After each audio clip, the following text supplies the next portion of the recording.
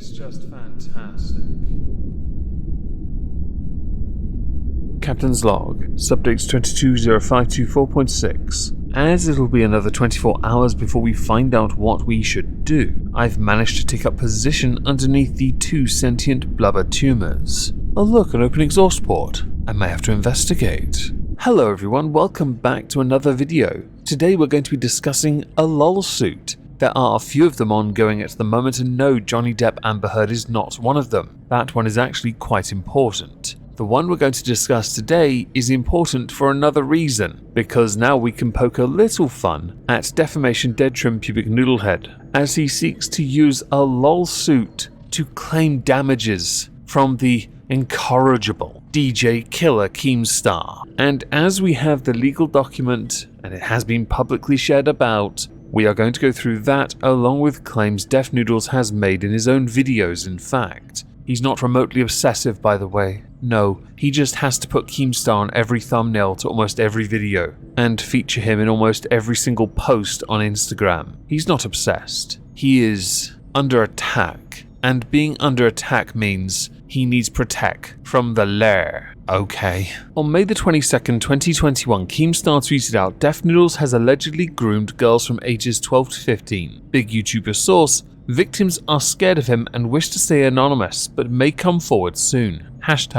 #drama alert. This came about because Def Noodles at that point had been called out a number of times for falsely reporting situations, some of which were remarkably serious. His response to each of them was, "It's just a joke, bruh." And here's a little proof of somebody joking about Def Noodles. We will continue to provide the same quality in news providing that Def Noodles also provides. First story, recent rumours coming in that internet personality comedian Def Noodles has been seen trying to swim into US territorial waters, dragging 5 metric tons of cocaine from Colombia. A local trawlerman describes how that was one hell of a catfish.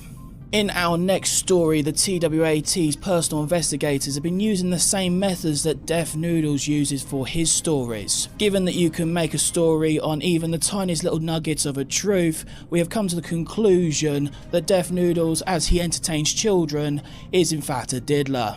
Def Noodles being the comedic pro that he is, and totally being capable of taking a joke from everyone that mocked him for his false reporting and poor handling of situations, blocked most of the internet, akin to that of Steve Shives. He even went out of his way to block those that had been on good terms with him. Not that any of those people are doing that well these days either. Understandably since then, because of his false reporting, Def Noodles lost Twitter and he blamed Keemstar, who had actually gone out of his way to try and get Def Noodles reinstated, to no avail. So Def Noodles went underground and created multiple accounts in some clandestine action. He was then caught and removed again for ban evasion. He harbours, holds, and will retain his grudge over Keemstar, I think, until the day his channel is truly dead, which based on his current trajectory won't be that long unless he changes the course of action he is on. So with that all in mind, let's now have a little look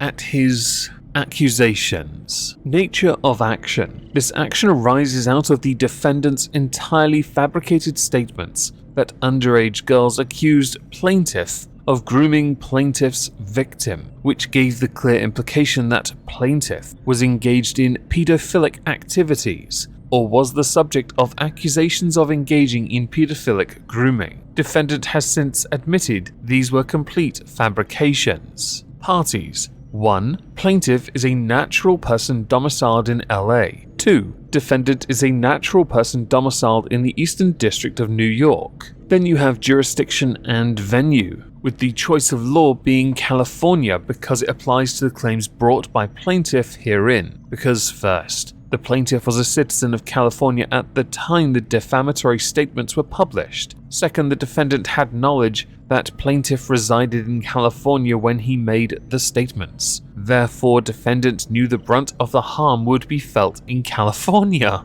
I'm trying not to laugh, do forgive me. Background. 7. Plaintiff is a popular YouTube personality who posts content under the name Def Noodles. The latter part of 7 is incorrect. 8. Defendant is a popular YouTube personality who posts content under the name Keemstar. 9. Plaintiff and defendant are direct competitors in the social media influencer industry. Based on both of them not doing especially well these days, I don't think either of them can consider each other a competitor, unless the race is to the bottom. 10. On the 21st of May, on his verified Twitter account, defendant posted the following tweet of and concerning plaintiff, the tweet I earlier read out. 11. These statements were completely and utter fabrications. There were no allegations by any girls that the plaintiff had groomed them or otherwise engaged in inappropriate conduct of a sexual nature. Yes, it's called reductio ad absurdum, derived from the very fact that Def Noodles himself had been busted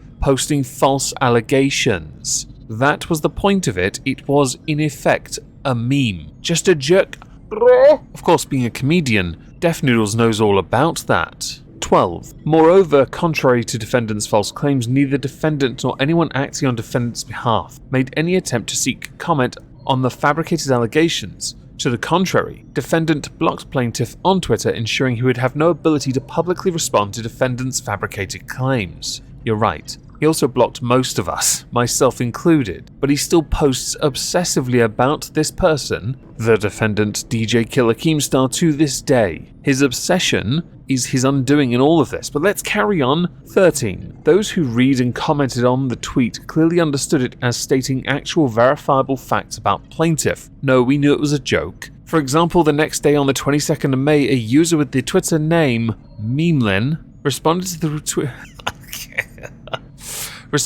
the tweet and stated, showing them girls his little noodles. Another user with the handle ChrisMCYT posted, so @Def Noodles might be a pedophile? That first one though, right? 14. Plaintiff also received direct messages and tweets asking him to comment on the false allegations in the tweet, and expressing that they understood the tweet to make the accusation that plaintiff was the subject of allegations of grooming underage girls for sex as was involved in pedophilia. The day of the tweet, a user with the Twitter handle AlysaXXY tweeted, "Hopefully MSM picks up on this, can't have another pedo running around this platform." 15. Other tweets called for an official investigation and to believe the victims, but the truth was there was nothing to investigate. 16. Although plaintiff tried to defend himself on his own accounts, his social media following was not as broad as defendant's. His efforts were not able to, I don't know that word, sorry. The harm done by defendant's malicious disinformation campaign as such. Plaintiff's reputation was injured per se because of the false allegations of criminal conduct,